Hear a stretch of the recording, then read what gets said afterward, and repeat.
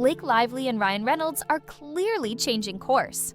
From what I've observed, their entire legal strategy seems like a series of pivots, from one rationale to the next, from one justification to another. At every stage, they appear to avoid taking ownership of their actions and instead present themselves as victims. This shift in direction became especially apparent in their latest opposition to Perez Hilton's motion for a protective order. Perez had asked the court to intervene by issuing a protective order, essentially requesting that Blake Lively be barred from serving further subpoenas without prior court approval and notice.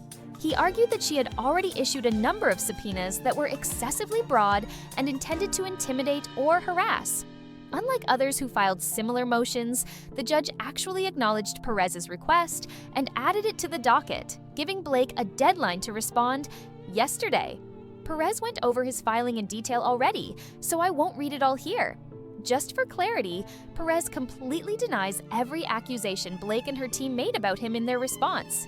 They essentially accused him of being a paid mouthpiece for Wayfair, claiming that he was seeding narratives on their behalf, possibly with or without direct compensation. According to them, he's part of a deliberate campaign, using his platform to distribute defamatory material about Blake Lively. Whether they argue he's being compensated directly or indirectly, their assertion is that there's some kind of contract between Perez and Wayfair that enables him to do their bidding by manipulating narratives online. Now, love him or hate him, Perez is a polarizing figure. But personally, he has always treated me respectfully, and our interactions have remained professional.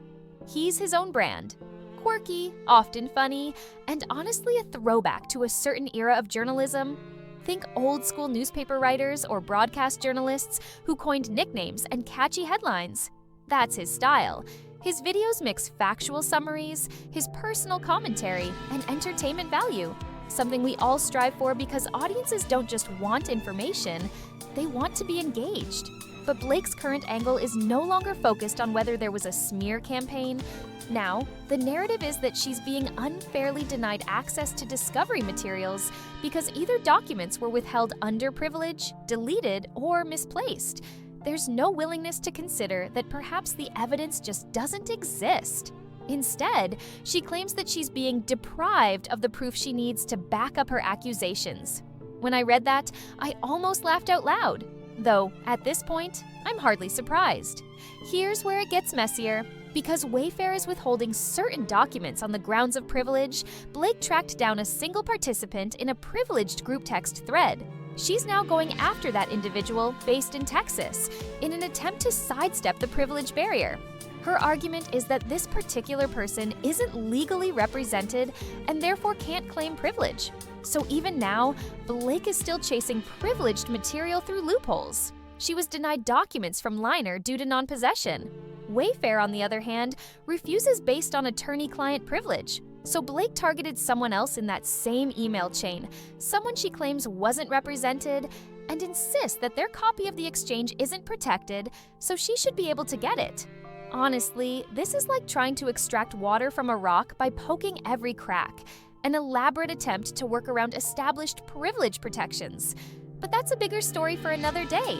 Let's get back to what she did in response to Perez Hilton's motion, because that's where things get even more interesting. Would you like me to continue with the next long segment? This would include the breakdown of the parody names, headline triggers, and her attempt to compel compliance across state lines. What Blake did next is where things really escalated.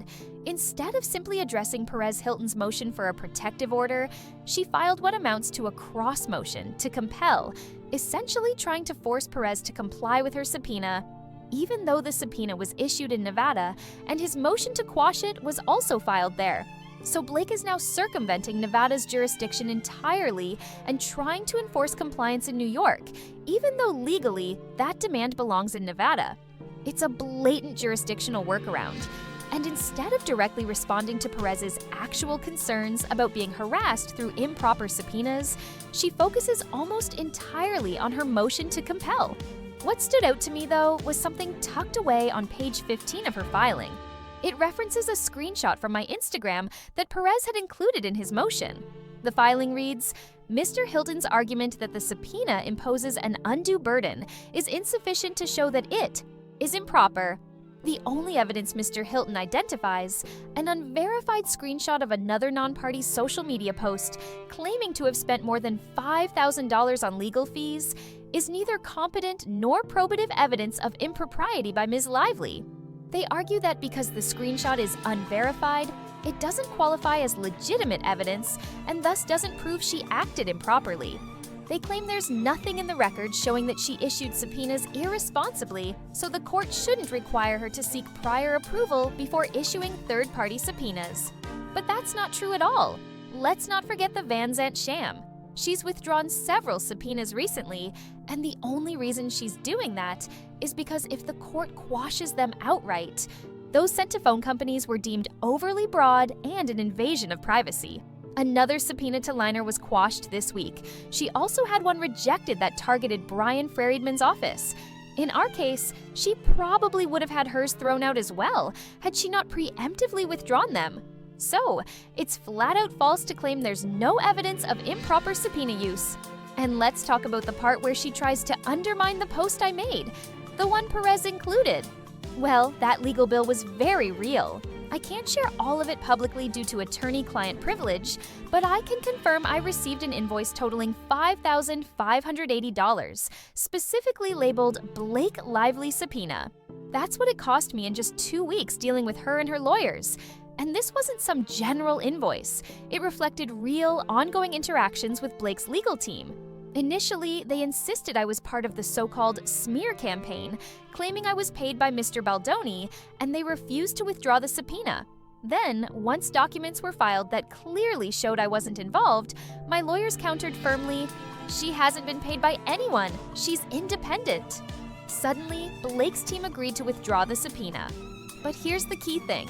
They never identified a single post, video, or statement I made that could justify dragging me into this. Usually, if someone wants to subpoena or sue a journalist, they cite specific comments tied to specific dates. That never happened. We even asked her side to tell us exactly which post or video they were referring to. No answer. No evidence.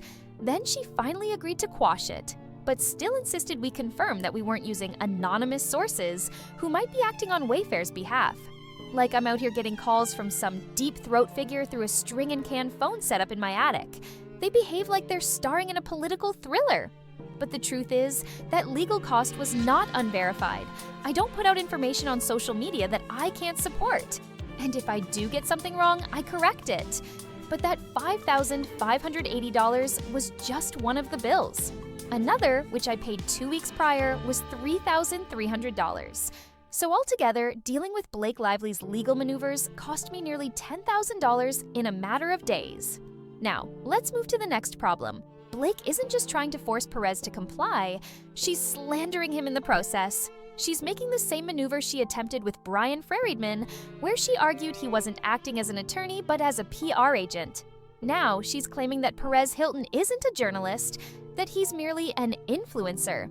They even cite a classification he allegedly appeared under on a list by Tagger and proceed to define content creator using their own made-up standards, not any recognized journalistic framework. According to Blake's team, Perez is seeding, generating, and influencing digital or social media content on behalf of the Wayfair defendants, either directly or indirectly. That's their basis for dismissing his journalistic protections. But that definition is fundamentally flawed. They seem to assume that all content creators work like they do, pushing talking points through planted stories. After all, they've got people like Leslie Sloan, who is known for manipulating media narratives. And they claim Perez doesn't qualify as an independent journalist because he hasn't reached out to Blake's team for comment.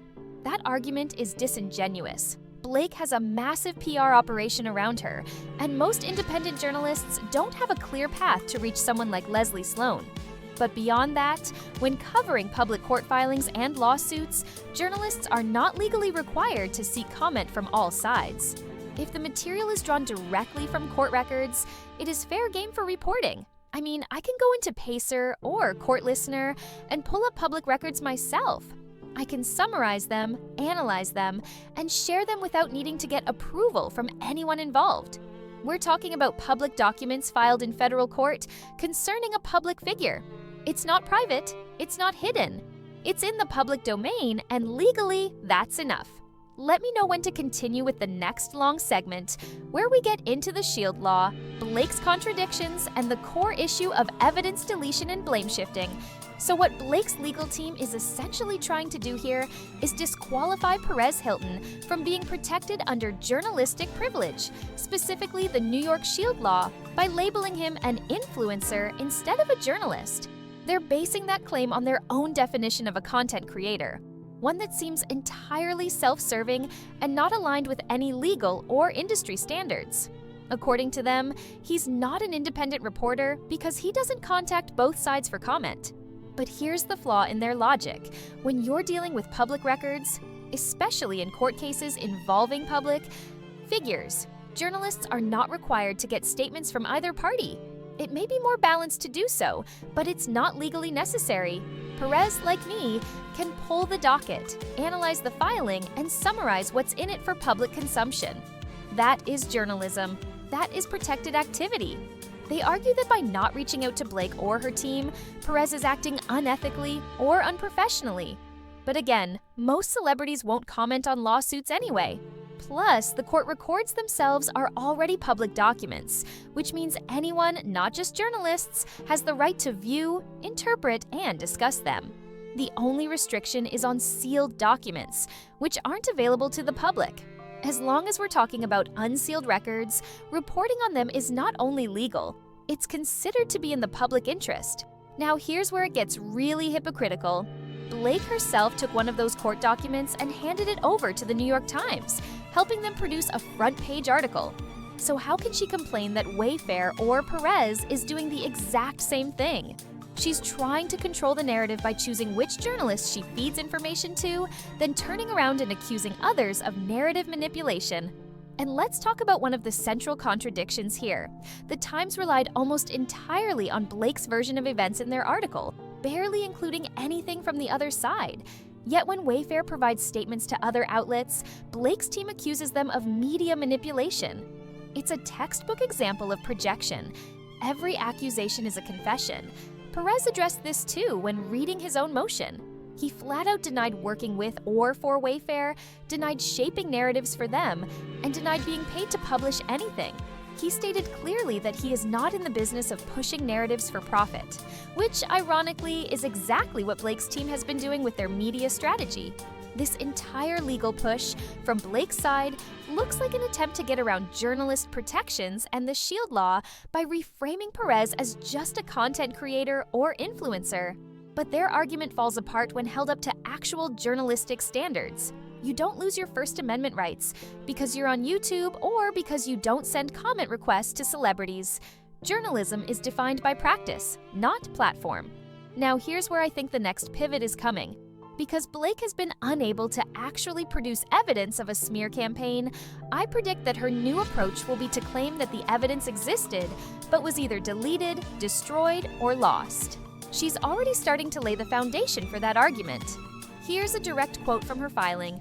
The Wayfair defendants have at every turn refused to provide such information voluntarily and insisted that Ms. Lively expend considerable resources fighting objections and litigating her entitlement to these communications. She then claims she's been trying to obtain communications with content creators for over 6 months, but Wayfair hasn't produced anything. However, if you remember, 2 months ago, Wayfair responded in one of their filings and stated they had no communications with content creators. None. They specifically said they didn't send out scripts, didn't feed creators any narratives, and therefore had nothing to turn over. But Blake won't accept that. Instead, she's reframing the absence of evidence as refusal to cooperate. She's twisting the word none into a conspiracy theory. She writes that to date, she's received virtually no communications with content creators and none with Mr. Hilton. And because neither Perez nor the Wayfair defendants have explicitly denied their existence, she's suggesting they must have been deleted or destroyed. She even goes so far as to say the refusal of the Wayfair defendants to produce, or perhaps retain, such communications leads to strong possibilities that the Wayfair defendants have deleted, destroyed, or lost evidence. That is a very serious accusation. She's implying spoliation of evidence, which is a legal offense But here's the twist. She herself has been accused of doing exactly that. If you remember, Wayfair alleged that Blake tried to get Taylor Swift to delete text messages and may have encouraged other cast members to do the same. Now she's flipping that around and accusing Wayfair of the same behavior, without any evidence. But there's a problem with that argument. If there's no active or pending litigation and no party has been formally instructed to preserve evidence, then no one is legally obligated to retain anything. Blake's own legal team didn't send out their first demand letter until December 2024, which means that prior to that, no one had any legal requirement to retain messages, emails, or documents. I, for example, delete emails from my inbox regularly. I don't delete texts or screenshots, but I do clean out other communications routinely. And many apps, like Signal, are designed with disappearing messages. That's not deletion in the legal sense. It's simply how the platform works. If someone used Signal or spoke on a phone call, there's often no written record of what was said. A call log might exist, but not the content of the call. And legally, in California, you can't record a call without the other person's permission. So there's no way to prove what was discussed unless both sides agree. Even the fact that Signal allows disappearing messages doesn't automatically imply wrongdoing. Many people use it for privacy, security, and international communication, much like WhatsApp, but more encrypted. It's not an indication of guilt. It just means they don't want their messages stored forever. Bottom line, Blake's legal strategy is becoming clearer. She's going to argue, I couldn't prove the smear campaign because they deleted the evidence. That way, if her case collapses, she can still claim to be the victim, claiming that the evidence was there but was unfairly hidden or destroyed. It's a classic spin tactic. She's trying to shift blame for a lack of proof onto others and make them look like they obstructed her. Let me know when you'd like me to continue with the final long segment, which covers the Signal argument in more depth, talks about journalistic ethics, and wraps up the video's core argument. Let's dig deeper into the Signal argument, since it seems to be central to Blake's accusations. Her team is framing the use of platforms like Signal, which offer encrypted, disappearing messages, as somehow suspicious or indicative of bad intent. But the truth is, many of us use Signal because it's safe, private, and widely used among professionals and journalists who value confidentiality. Signal isn't automatically shady. It's not illegal. People use it because they don't want to risk being hacked, or because they're communicating internationally and want to avoid extra charges. Disappearing messages don't mean someone deleted evidence. It just means the messages are programmed to expire. That's how the system works. If people held conversations over Signal or by phone, and no messages exist now, that doesn't imply misconduct. It just means there's no record. More importantly, even if Wayfair or Perez used Signal, there's no legal requirement for them to keep those messages before they received formal litigation notices or legal preservation demands. Again, Blake's first official legal contact with them wasn't until December 2024. Anything prior to that wasn't subject to legal hold. So the idea that using Signal somehow proves a cover-up is just speculative and, frankly, misleading. For example, I'm part of a Signal group chat with other content creators who cover the Blake Lively case, and I can tell you, we're not doing anything malicious. We're just sharing updates, exchanging public documents, and discussing filings, just like any other news team would. There's nothing illegal or shady going on in there. So let's come back to Blake's new pivot. The message she's setting up is, I couldn't prove a smear campaign because they destroyed the evidence. And when this case doesn't go the way she wants, she'll point to that excuse. She'll claim she was sabotaged, that the documents were hidden or deleted, and that it wasn't her fault. It's a way to pre-blame the collapse of her argument on others and paint herself as the target of a broader conspiracy. She's also doubling down on privilege misuse, claiming that Wayfair is wrongly asserting legal privilege to block her from getting what she wants. But privilege exists to protect legal strategy and attorney-client conversations. It's not a loophole. It's a standard. Her team has repeatedly tried to get around it, whether by targeting people outside of legal representation or by creatively redefining roles, like calling lawyers PR agents or journalists influencers, just to invalidate privilege. In doing this, she's trying to create an illusion of obstruction, as if everyone is stonewalling her and hiding the truth, when in reality, she hasn't presented any real proof. And when she's told that certain communications don't exist, she assumes it's because they've been deleted, not because they never existed in the first place. And this is important. Absence of evidence is not evidence of absence. But in Blake's case, the absence of any confirmed communications with content creators, influencers, or Perez Hilton should at least suggest that maybe the smear campaign doesn't exist. But rather than accept that possibility, she pivots again to claims of evidence destruction, misuse of privilege, or legal obstruction. And her team tries to make these arguments without crossing the line into direct defamation by wrapping them in vague, speculative language. They say things like, leads to a strong possibility, or could imply, so they can imply bad intent without outright saying it. It's a legal and rhetorical strategy to make accusations without accountability. But here's the truth. Just because she didn't get what she wanted doesn't mean it was destroyed. And just because someone used Signal doesn't mean they did something wrong. Most people are just trying to protect their privacy. Especially in high-stakes, high-profile cases like this, Wayfair has said they have no records to produce, no communications with Perez Hilton or content creators beyond standard press statements, the same kind of statements they'd send to People, TMZ, or the New York Times. There's no evidence they fed content creators a script, handed out narratives, or coordinated a campaign. And this is where it all comes full circle. Blake can't prove her smear campaign theory, and instead of conceding that, she's building a fallback narrative. They destroyed the proof. So when things fall apart, she'll say it's not because her case was weak. It's because the evidence was unfairly withheld or erased. It's a way to salvage her public image while still claiming victimhood. So that's the spin. That's the new play. She couldn't prove the campaign existed. So now she's blaming Wayfair, the legal system, and journalists like Perez for obstructing her access to the truth. And that's where we're at.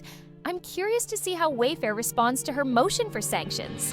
I'm also waiting to see what happens with her motion to compel, which is over 2,000 pages long, and for which Wayfair has already requested an extension.